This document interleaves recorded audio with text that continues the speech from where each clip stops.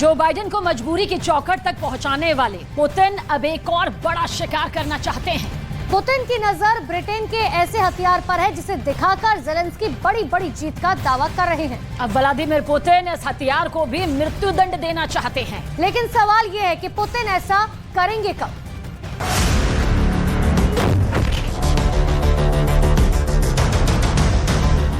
आहिस्ता आहिस्ता बढ़ा चला आ रहा है ज़ेलेंस्की का एक और फौलादी हथियार। ये यूक्रेन के युद्ध में शामिल हो चुके चैलेंजर टैंक की पहली तस्वीरें।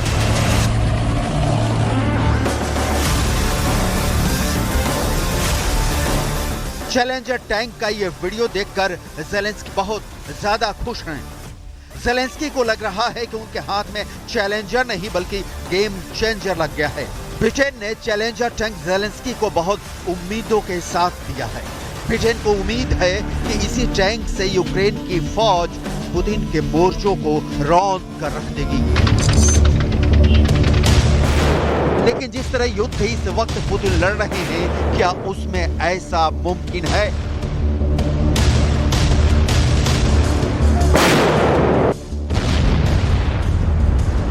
क्योंकि एक वीडियो पुतिन के पास भी है और वो भी उसे बार बार देख रहे हैं। पुतिन ने पहले लेपर्ड टैंक का शिकार किया और फिर ये वीडियो पूरे यूरोप में वायरल करवा दिया ताकि नाटो इस वीडियो को गौर से देख ले और इस बात को गांठ बांध कर रख ले कि पुतिन की फौज के आगे नाटो का हर हथियार फेल होगा, बुरी तरह मारा जाएगा।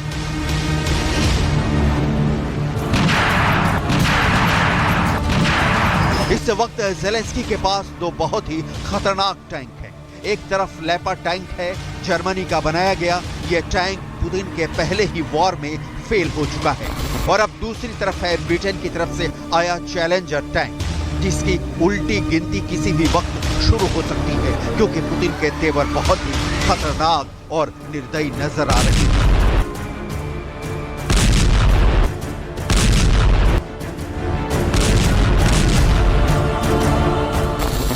पुतिन ने इसका ऐलान एक बड़े मंच पर किया, जहां से पूरी दुनिया ने समझा कि पुतिन कैसे यूक्रेन में नाटो के हथियारों को एक के बाद एक खत्म करते जा रहे हैं। पुतिन का दावा है कि नाटो ने यूक्रेन को जितने भी टैंक और बख्तरबंद गाड़ियां दी हैं, उसमें 30% खत्म की जा चुकी हैं। Сегодня я уже говорил о том, что там на одном участке предпринимаются попытки атак силами двух рот при поддержке 5 танков. На другом участке тоже 1,5 роты примерно при поддержке 2 танков. Танки горят, несколько танков уничтожено, и это в том числе леопарды. И вчера было то же самое. И вчера были леопарды. Они горят. Также будут гореть и F-16.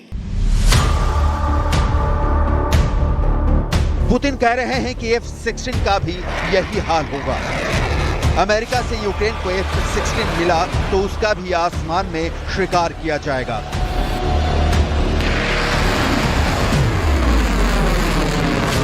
लेकिन क्या ये इतना आसान है? क्योंकि ज़ेलेंस्की ने एक नया चैलेंज पेश कर दिया है। पुतिन के एयरफोर्स को डराने के लिए ज़ेलेंस्की ने एक बहुत बड़ी बात कह दी है, जिसका आकलन अब मॉस्को में किया जा रहा है। ज़ेलेंस्की ने एक सेल्फी वाला वीडियो जारी करके बहुत बड़ा दावा किया है। ज़ेलेंस्की के मुताबिक अमेरिका की तरफ से मिला कोई भी पैट्रियट एयर डिफेंस सिस्टम तबाह नहीं हुआ है और ये सिस्टम पुतिन की मिसाइलों को मारने का काम लगातार कर रहे हैं।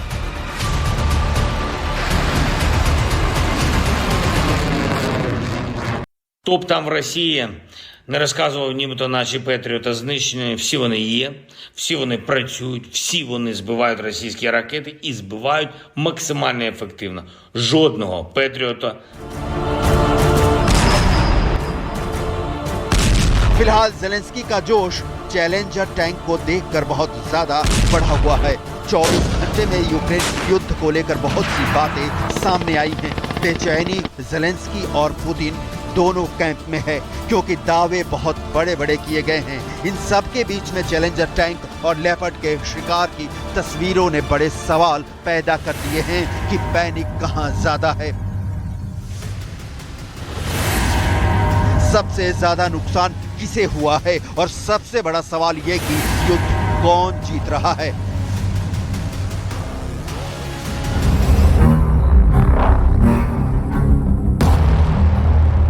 मार्च 2023 में यूक्रेन के डिफेंस मिनिस्टर ने यह वीडियो बनवाया था।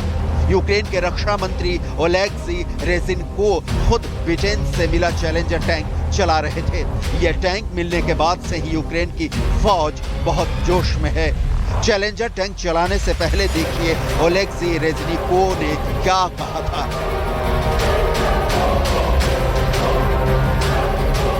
Marvelous. Ben, Secretary of Defense of the United Kingdom. It's a very good stuff. Thank you very much from Ukraine to United Kingdom. Challenger 2 बहुत ही शानदार टैंक है और रूस के T-90 जैसे खतरनाक टैंक का मुकाबला करने के लिए ब्रिटेन ने ऐसे 14 टैंक यूक्रेन को सप्लाई करने का वादा किया था।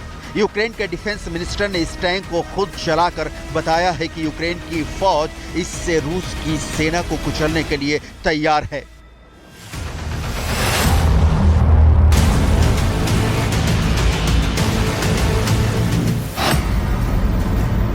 ब्रिटेन के चैलेंजर की गन 120 मिलीमीटर की है और जर्मनी के लेपर्ड की गन भी इसी साइज की है। ब्रिटेन के चैलेंजर का वजन 65 टन, वहीं लेपर्ड का वजन 70 टन है। चैलेंजर 60 किलोमीटर प्रति घंटे की रफ्तार से दौड़ता है, जबकि लेपर्ड की रफ्तार 70 किलोमीटर प्रति घंटा है। ये दोनों टैंक ही नाटो के बहुत खतरनाक हथियार माने जाते हैं, लेकिन इसके खिलाफ पुतिन की तैयारी देख लीजिए। पुतिन ने अपने रक्षा मंत्री सर्गेई शोइगु को टैंक बनाने वाली एक फैक्ट्री में भेजा ताकि उत्पादन का जायजा लिया जाए और पता चल जाए कि रूस के कितने नए टैंक जल्द ही फ्रंट पर भेजे जा सकते हैं। यह फैक्ट्री रूस के उमस्क इलाके में है। यहाँ ही T-90 टैंक भी बनता है और बख्तरबंद गाड़ियां भी बनती हैं। सर्गेई शोइगु ने यहाँ एक प्रोडक्शन लाइन का हाल जाना ताकि पता चल जाए कि युद्ध वाली डिमांड कब तक और कैसे पूरी हो रही है। सर्गेई लगातार रूस की हथियार फैक्ट्रियों का दौरा कर रहे हैं। वो इससे पहले उस कारखाने में भी जा चुके हैं जहां रूस की S-400 एयर डिफेंस मिसाइल का उत्पादन होता है। पुतिन अपनी तैयारी पुख्ता रखना चाहते हैं और यूक्रेन से युद्ध में वो कोई ढिलाई बर्दाश्त नहीं करेंगे, ऐसा वो कई बार कह चुके हैं।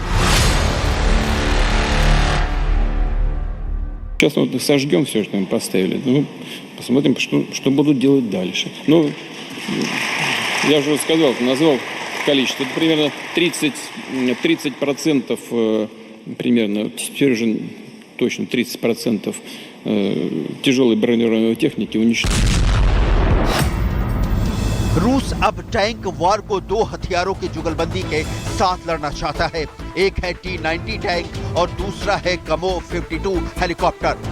पुतिन के कमांडर जनरल वरेली गेरासिमोव चाहते हैं कि ये दोनों मिलकर आगे बढ़ें और यूक्रेन की फौज को कुचल कर रख दें। टैंक और अटैक हेलीकॉप्टर एक दूसरे के दुश्मन होते हैं, तो ये एक दूसरे की ताकत भी बन जाते हैं। एक attack helicopter anti tank missile के साथ लैस होता है और वो दुश्मन के टैंक को टारगेट करता हुआ अपनी फौज के टैंक के लिए रास्ता साफ करता है।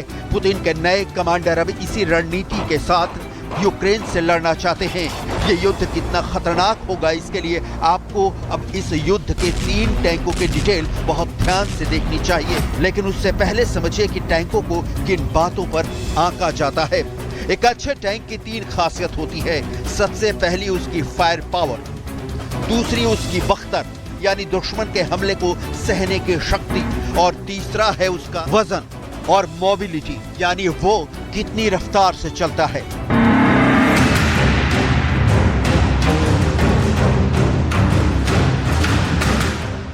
लेकिन टैंक की दुश्मन एंटी टैंक मिसाइल होती हैं और ऐसी मिसाइलों से नाटो ने ज़ेलेंस्की का गोदाम शुरू में ही भर दिया था।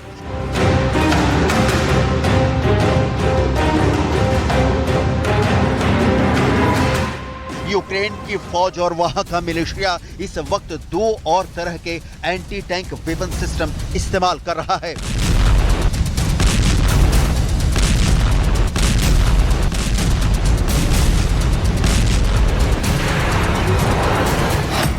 इनमें अमेरिका से मिला जेवलिन एंटी टंक गाइडेड मिसाइल सिस्टम है जिसकी रेंज 4 किलोमीटर है। एक जेवलिन सिस्टम की कीमत 1 करोड़ रुपए से ज्यादा है, जबकि इसकी एक मिसाइल की कीमत 60 लाख रुपए है।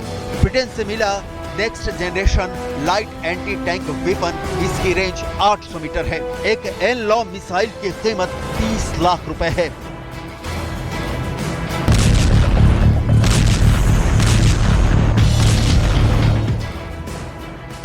ये दोनों टॉप एंगल अटैक वाली मिसाइल हैं। ये मिसाइल टैंक के ऊपरी हिस्से पर अटैक करती है।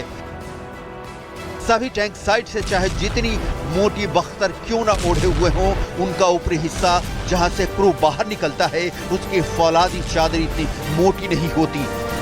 यही वजह है कि जब वहां हमला होता है तो मिसाइल टैंक के अंदर तक घुस जाती है और तब होता है ऐसा धमाका जिससे टैंक का पूरा क्रू सैकड़ों डिग्री तापमान में पिघल सा जाता है।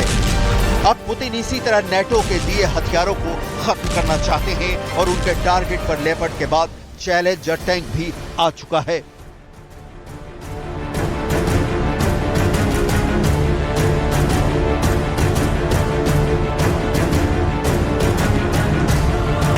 Но если они будут располагаться на авиабазах за границей Украины, а использоваться в боевых действиях, мы должны будем посмотреть на то, как нам поражать и где нам поражать те средства, которые используются в боевых действиях против нас. Это серьезная опасность дальнейшего втягивания в НАТО в этот вооруженный конфликт. फिलहाल रूस के टैंकों से ज्यादा दुनिया की नजर चैलेंजर टैंक पर है। लेपर्ड टैंक तो बुरी तरह पिट चुका है, लेकिन उस टैंक पर अब भी ज़ेलेंस्की से ज्यादा बाइडेन कैंप की उम्मीद बंधी हुई है।